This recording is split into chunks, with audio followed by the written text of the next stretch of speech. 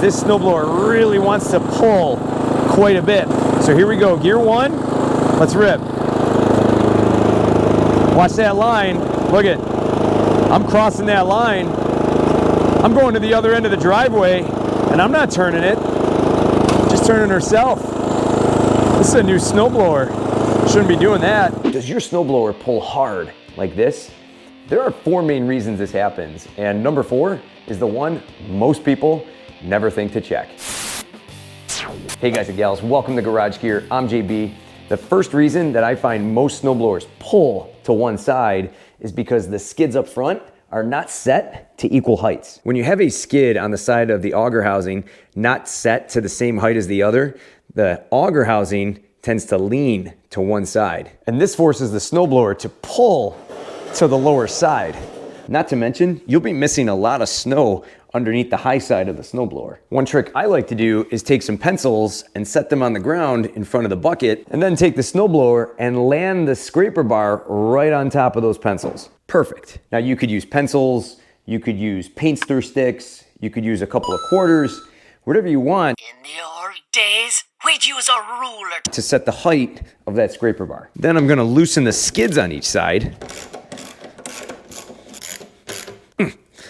Why are you stuck? There it is. Then I'm gonna push the skids on each side down to the ground and tighten them up. Skid down. Perfect. Nice and tight. And to help tighten this video up with the YouTube algorithm, would you mind hitting that like button? Thank you very much. Now, most snowblower owner's manuals will tell you how high you should set that scraper bar from the ground, so it's a good idea to check that. I also did a full video on how to set your skids to the right height for your driveway. I'll have it linked down below in the description for you to check out. I'm gonna move the snowblower back and take those pencils away. That scraper bar is now set to 1/4 inch all the way across, and the skids are at equal height. If your snowblower is pulling to one side or the other, the likelihood of this being your issue is very high. These skids are set equally now, but this snowblower still pulls. On to step 2.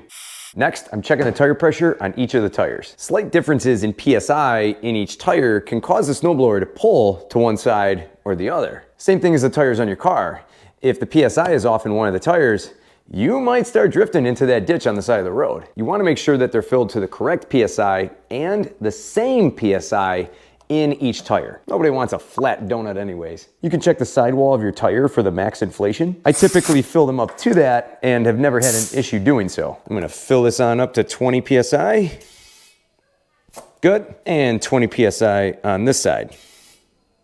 Good. As long as the tires are both filled up equally, you're good to go. Now, the likelihood of this being your pulling issue is a top contender. I'd say equally as high as the first. Both of these tires are filled to 20 PSI, but this snowblower still pulls to the right. On to step 3.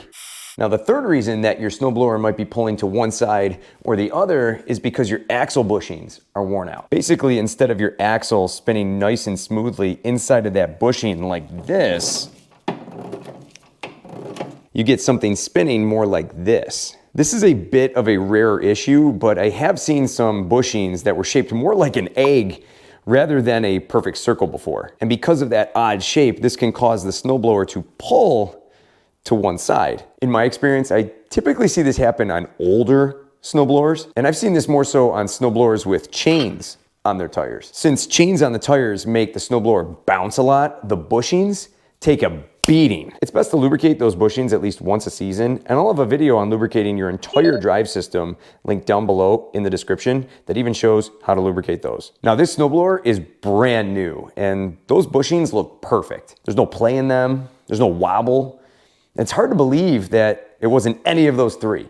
Now, the reason this snowblower is pulling to one side is bizarre. This is reason number 4. The dimensions on the tires are the same on each side. This tire here says 15 by 4 by 6. And then the tire here on this side, notice the font is a little bit different.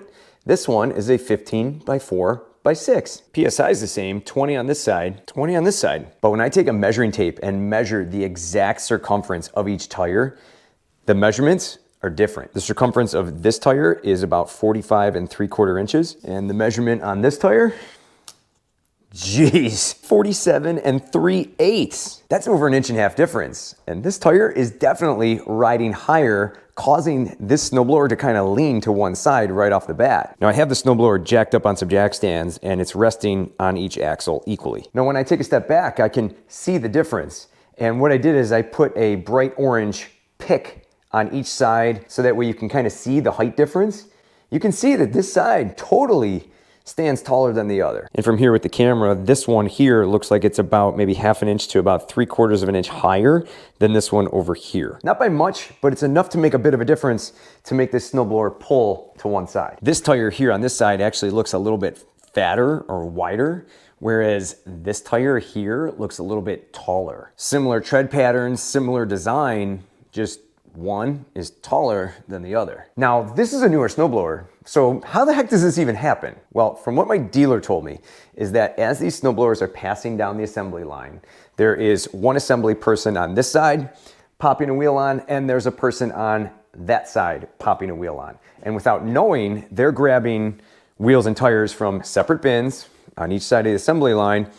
Even though they say they're the same dimensions, the circumference of the tires in this bin are different than the tires in that bin. And as they go on, boom, they get bolted on, sent down the line without even being double checked. Now, this is a Toro snowblower, and this isn't just limited to Toro. Actually, this problem has happened with Aaron snowblowers, so I'm told, and same thing with MTD.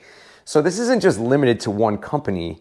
It's a problem in the manufacturing process where they're just pulling tires out of a bin and slapping them on without checking to see if they're the same. Now, on a new snowblower like this is generally something that's covered under warranty. You would take it back to your dealer and the tires would get swapped out. Now I have these brand new tires here. They're the exact same size and exact same circumference.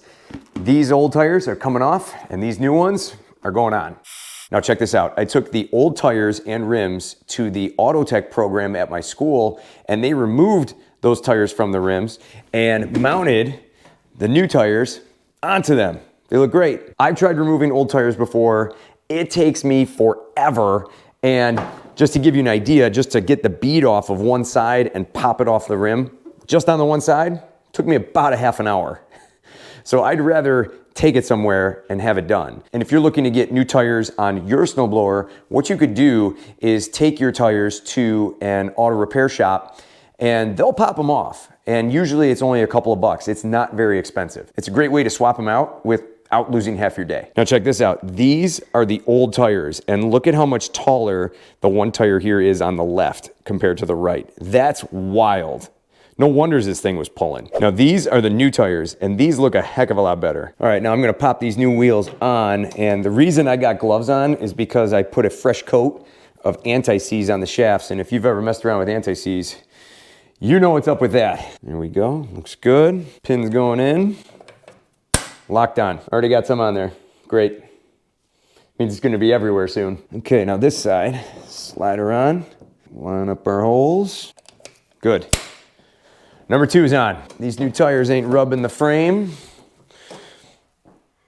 Looking pretty good to me. Check this out, those look a lot more in line with each other. These tires both look good now. They're both filled to the same PSI and they're the same circumference. So if you're ready, I'm ready, let's go test them out.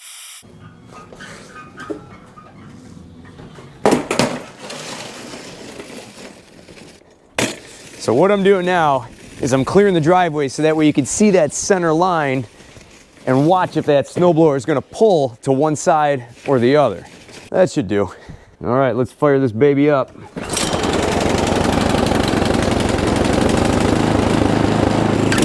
All right, moment of truth. There's our line down the center of the driveway. Let's see if she pulls. Here we go. Woo-hoo! Look at that! Straighter than a laser level with trust issues. That is amazing. That's full speed. I'll go a little slower here. Speed 2. Look at that. Perfect. Nice and straight. Problem solved. All right, here we go over the shoulder view. Look at that. Nice and straight. Perfect. Cool. That's it. That's all we needed. Now here are some really rare and unusual reasons why your snowblower may be pulling, just in case you went through all those checks and you're still seeing an issue. Drive or wheel engagement issues. Some wheels use a pin or clip that locks the wheels to the drive system.